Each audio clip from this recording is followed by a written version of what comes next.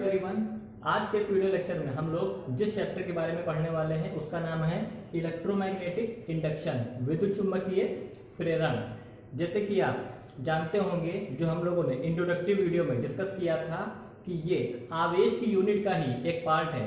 आवेश आप जानते हैं दो पार्ट में बटा हुआ है, स्थिर आवेश, गतिमान आवेश, स्टेशनरी चार्ज और मूविंग चार्ज। जो मूविंग चार्ज है वो भी दो चीजें पैदा करता था, एक तो करंट वैद्युत धारा, दूसरा मैग्नेटिक फील्ड, और ये मैग्नेटिक फील्ड के अंदर का ही एक पार्ट है। तो चलिए इसके कुछ टॉपिक को डिस्कस करते हैं, जिनमें से सबसे पहला है मैग्नेटिक फ्लक्स, चुंबकीय फ्लक्स। फ्लक्स का क्या मतलब होता है आप जानते हैं, हम लोगों ने जो दूसरा वीडियो था गॉस थ्योरम, उसमें इस चीज को डिस्कस किया था कि किसी भी एरिया में से जितनी चीजें गुजर रही होती हैं उसे फ्लक्स कहते हैं। मीन्स ये कोई एरिया है और इसके पास में यहाँ पे कोई मैग्नेट रखा है, चुंबक रखा है, तो इस मैग्नेट से कुछ लाइंस ऑफ फोर्स निकल रही होंगी। तो इस एरिया में से जितनी भी लाइंस ऑफ फोर्स, जितनी भी चुंबकीय बल रेखाएं निकल रही होंगी, उसी को इसमें से गुजरने वाला चुंबकीय फ्लक्स या मैग्नेटिक फ्लक्स कहा जाएगा। अब इसके बाद में हम लोगों को फैराडे के कुछ एक्सपेरिमेंट के बारे में और फैराडे के दो नियमों के बारे में, लॉस के बारे में पढ़ना है। तो फैराडे का जो सबसे पहला एक्सपेरिमेंट था उसमें उन्होंने क्या किया था, उसमें उन्होंने कॉइल को लिया था और इसके पास में एक मैग्नेट को उन्होंने मूव कराया था। ये इसके पास में लेकर के और उसके बाद में इससे दूर हटाया। तो हुआ क्या, उन्होंने यहाँ पे करंट को नापने की मशीन को लगाया, एक गैल्वेनोमीटर को लगाया। तो जब वो इसको पास में लेकर के गया और दूर हटाया उन्होंने, तो इस सर्किट में करंट पैदा होने लगी थी। उन्हें कैसे पता लगा कि करंट पैदा होने लगी है? ये जो निडल आप देख रहे हैं इसमें रीडिंग आने लगी थी। इस मशीन के जरिए पता चला कि इसमें करंट पैदा होने लगी। और एक और बहुत इंटरेस्टिंग बात, जब ये मैग्नेट पास में लेकर के वो जाते थे तो इसमें करंट एक डायरेक्शन में पैदा होती थी, और जब इसे दूर लेकर के जाते थे तो इसमें करंट दूसरी डायरेक्शन में पैदा होती थी। और इसके बाद में जो अगली बात कि जब वो इसे पास में लेकर के जाते थे तो इसमें करंट की वजह से जो इसके अंदर का मैग्नेटिक फील्ड है उसकी वजह से ये हिस्सा नॉर्थ, ये साउथ में, और जब वो इसे दूर लेकर के जाते थे इस तरह, तो इसका जो सीक्वेंस है वो उल्टा हो जाता था।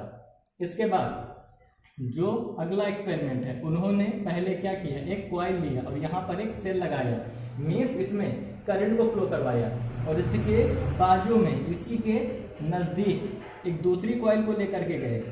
इसमें उन्होंने कुछ नहीं किया, तो क्या इसमें करंट का फ्लो होगा? ये टच नहीं कर रही है कहीं पर भी।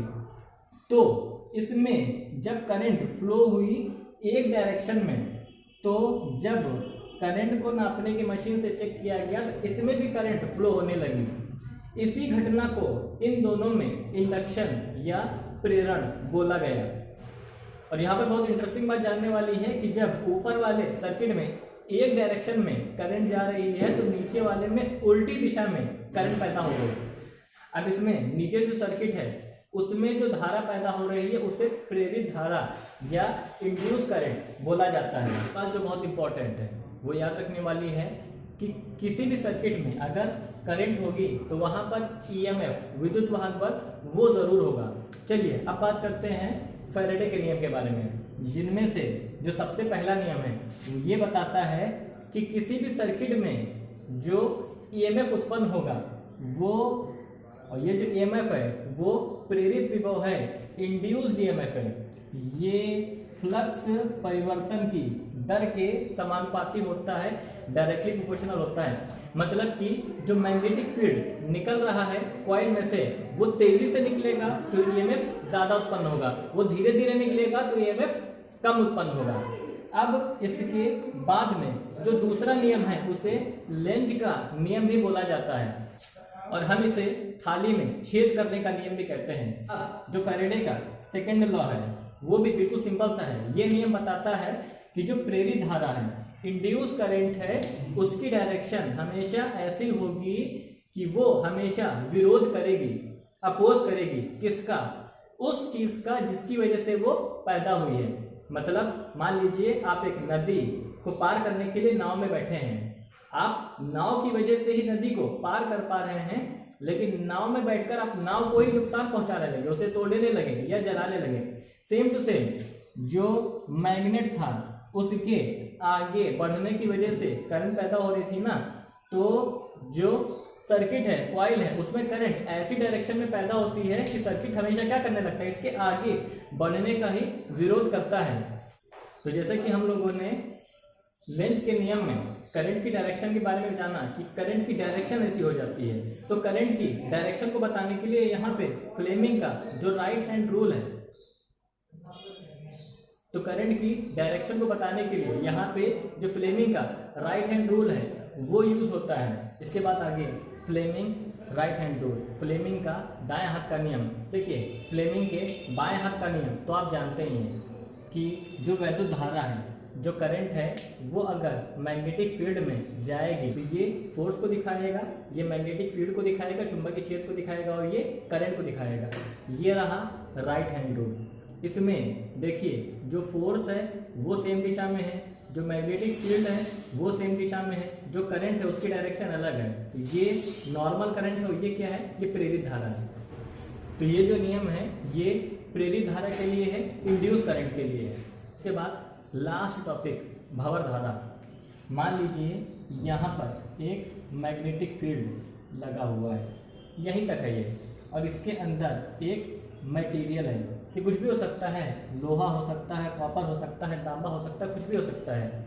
इस मटेरियल को यहाँ पे जब बाहर निकालने की कोशिश की जाएगी, इसे जब यहाँ से बाहर की ओर खींचा जाएगा, तो जब ये मैग्नेटिक फील्ड से बाहर आने लगेगा या फिर ये जो मैग्नेटिक फील्ड है उसे चेंज किया जाएगा, तो ये जो पूरा